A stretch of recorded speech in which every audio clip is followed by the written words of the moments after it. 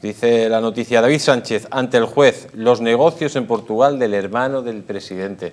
Tenemos a uno de los abogados de la acusación contra el hermanísimo, el señor José María Bueno. Buenas noches, ¿cómo está usted? Muy buenas noches, ¿qué tal, Jesús? El señor, el hermano de Sánchez, está imputado de 5 delitos. Decía Pilar Alegría que no se le está investigando por una fortuna de 1.400.000 euros, sino por 68.000 euros. No sé si eso es verdad o mentira.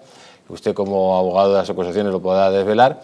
Y cuéntenos todos los delitos que ha ido cometiendo el hermano de Pedro Sánchez, para ponernos un poco al día, porque con tanta corrupción es imposible seguir todos los casos. Bueno, realmente es demasiado pronto para poder afirmar cuáles son los delitos que puede haber cometido David Sánchez. Lo digo porque hemos recibido precisamente hoy lo que eran los correos, todo el informe con los correos y el informe último de la UCO relacionando los correos y explicando un poco de qué van los mismos. Lo único que sí que podemos decir es que a la vista de esa documentación y de esa investigación que ha sido muy profunda, con un secreto de actuaciones en donde la jueza ha podido evaluar todos los correos electrónicos que afectaban, o casi todos los que afectaban a este señor y a cómo accedió al cargo, etcétera, etcétera, bueno, pues ha tomado la decisión de citarlo para que declare como investigado lo que antes era imputado el día 9 de enero. Es decir, que la misma jueza entiende que hay indicios racionales de delito. Si no hubiera indicios racionales de delito, hubiera archivado la causa, lógicamente, y hubiera seguido la causa con respecto a él.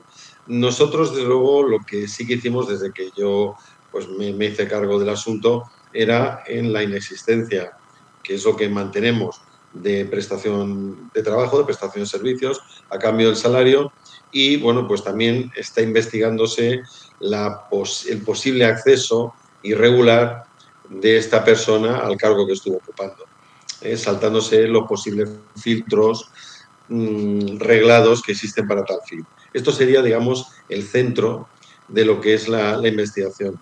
El tema del dinero, pues sí que es cierto, desde luego sí que es cierto que de luego no formo parte de mi querella, pero sí que es cierto que parece que no era tan abultado lo que es el patrimonio como se afirmaba en algún medio de comunicación.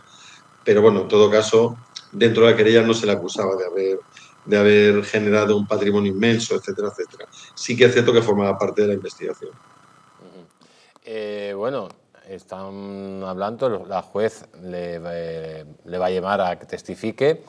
Estamos hablando de 5 delitos. Usted dice que solo ha puesto la demanda o la querella por uno. ¿El resto de delitos que se le imputa, cuáles son?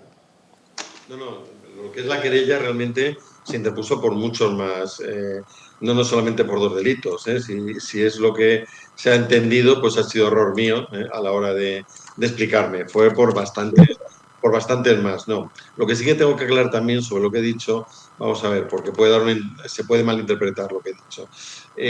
Realmente lo que sí que parece que no existía, no ya digamos, el crecimiento de patrimonio, yo no me he referido a eso, sino que me estoy refiriendo realmente a que las acciones, que es lo que viene a decir la UCO, el informe de la UCO, que lo que son las acciones, en este caso, pues que se decía que valían muchísimo dinero, realmente, bueno, pues no fue tal. Es decir, que realmente era bastante menos dinero el de las acciones, ¿de acuerdo? Eso es de lo que estaríamos hablando.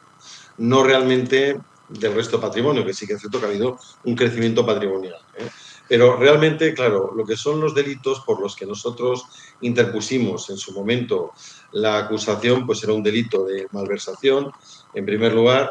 En segundo lugar, pues queríamos también por un posible delito de fraudes y exacciones ilegales del 436, que era lo que veíamos. Y luego, por otra parte, por supuesto, eso es en lo que centramos nuestra querella. Sí que es cierto que la investigación, digamos, en base también a la denuncia previa, porque hay que explicar esto, es algo complejo en tan poco tiempo, se mantuvo también en el acceso al cargo de manera irregular, sin pasar, obviamente, pues, por un proceso reglado y, por decirlo de alguna forma, estábamos hablando de un puesto que se crea para él, en definitiva. Esto obviamente es ilegal. Esto Sí, está que se penado. crea, es un puesto ad hoc. Pues queda bastante claro, don José María. Muchísimas gracias por estar aquí con nosotros. Sí, un segundito digo nada Sí. más. Queda, por supuesto, mucha investigación. Son muchas las personas que han sido citadas por la jueza, lógicamente, a declarar, porque este señor no hubiera podido llegar sin más y no hubiera podido hacer todo lo que ha hecho sin una participación de muchas más personas, como es lógico, ¿no? Y por tanto van a ser, en prensa se está hablando el día 9, hay 2 días porque hay muchos investigados, son el día 9 y el día 10. Y ya veremos por dónde sale el tema. Sí que es cierto además que es bastante digamos, por centrar un poco lo que va a ser objeto de investigación, la parte contraria va a intentar decir que por supuesto, admiten que no iba a trabajar físicamente, ya lo vienen a admitir, pero van a mantener que teletrabajaba. Bueno, ya se nos explicará cómo este señor con su profesión habitual, con la profesión por la que estaba contratado, teletrabajaba. En fin, es algo verdaderamente, para mí, va a ser bastante curioso de ver. Don José María, bueno, muchísimas gracias. Recibo un fuerte abrazo. Muchas gracias, un abrazo, hasta luego.